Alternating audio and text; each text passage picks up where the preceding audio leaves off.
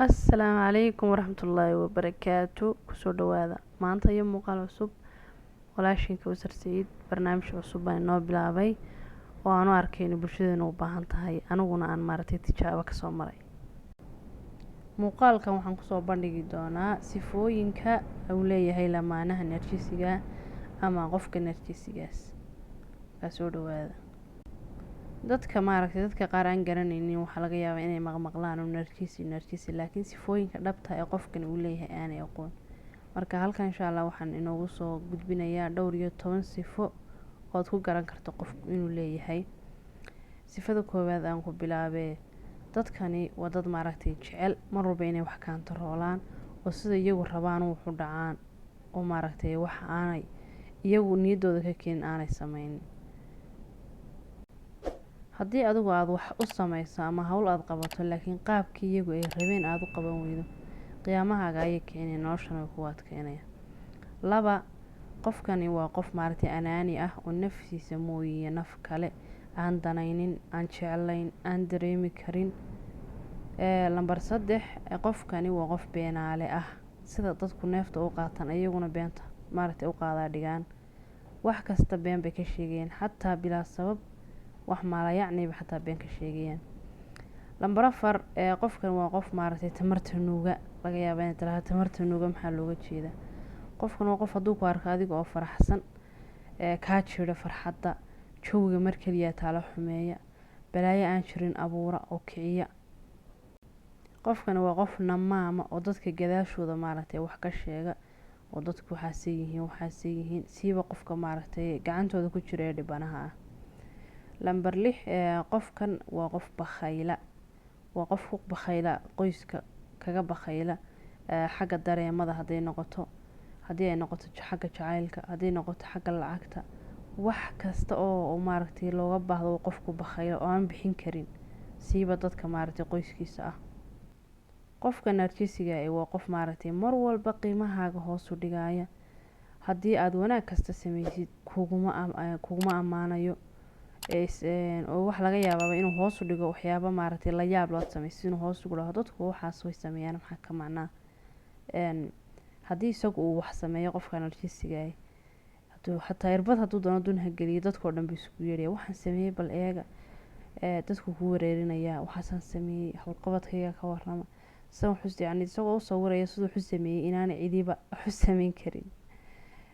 Lambar 8 waa qof lamaanihiisa aad iyo aad u xaqira oo ruuxa narjisiga oo hoos u dhiga, xataa haddii doonaan mararka qaar dadku iyagoo la jooga ayay hoos u dhigaan oo qiimo ridaan. Lambar 9 ruuxa narjisiga aad ayuu u duleystaa cidda dhibanaha u ah, cidda uu dhibanaha u ah, lamaanaha u ah, ama caruur ha u noqdaan ama lamaanaba ha u noqdaan.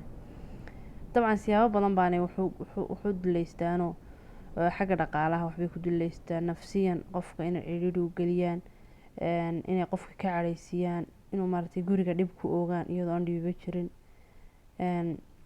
haddaad ku tahay waxaasaan rabaa maya, haddaad tahay caruurtaa waxaa u baahan maya, si kasta oo kugu dhib gelin karaan way sameynayaan. xataa laga yaaba inay kugu duleystaan inay gogashaada ka sheekeeyaan oo lamaanahooda ay gogashiisa ka sheekeeyaan, waayo waa dad aan wax halaaliyo wax damiiro toona lahayn. ruuxa narjisiga waa qof ballanka bax badan, ballan kasta oo ay kuu qaadaan way kaaga baxayaan iyagoo waxyaabo yar macno lahayn ku marmarsiyoonaya. markaad tiraahdo dee wixii ahaa wixii baan u baahanay ii sameey, dee miyaan hayaa, dee waxba ma samayn karee, dee ilaahay inoo soo farajado, hadallo yaro maalayacni oo ka cararun ah. 11 qofka narjisiga waa qof jecel inuu ismuujiyo oo mar walba warkiisu yahay arkay imaqlaay, wax kasta uu sameeyo u sameynaya dadku ha ku yiraahdaan waa qof wanaagsan, dadku ha yiraahdaan qofkani gacan furana, dadku ha yiraahdaan qofkani caqli badana, dadku ha yiraahdaan qofkani karti badana, dadku ha yiraahdaan qofkani akhlaaq wacana. waa qof naftiisa in dadku soo wada eegaan oo qashafada ku qabtaan ay muhiimadiisu tahay.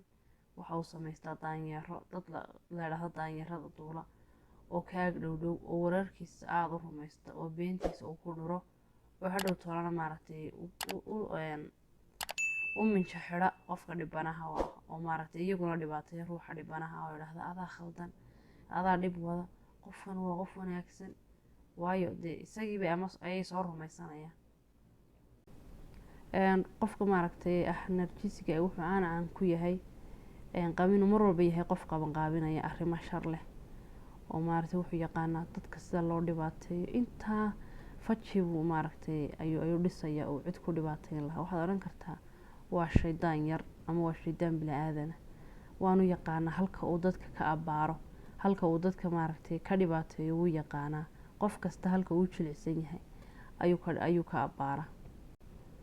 qofka narjisiga waa qof maaragtay khaa-ina, waa qof aanad aamini karin, waa qof aanad maaragtay dhinacaaga ku aamini karin, sirahaaga ku aamini karin, xataa sharaftaada ku aamini karin. qofka narjisiga sidoo kale qofka narjisiga gogol dhaafka xataa waa qof yaqaana, waa qof xidhiidho badan leh. waxyaabo badan buu isku maaweeliyaa markuu waxyaabaha sameynayo, oo inuu xaq u leeyahay, inuu wax isaga quseeyo uu yahay, inaana cidna waxba ka gelin ayuu isku maaweeliyaa marka lagu dhaho waxaa maxaad u sameynaysaa. marka intaasaan horta maanta kusoo koobayaa. mowduucan waa mowduuc aad iyo aada u ballaaran. insha allah channelka la taageero, subscribe insha allah. waan isla socon doonaa idinka ilaahay oo walaashin Kawsar Saciidood la nabadgeliya biidni illah.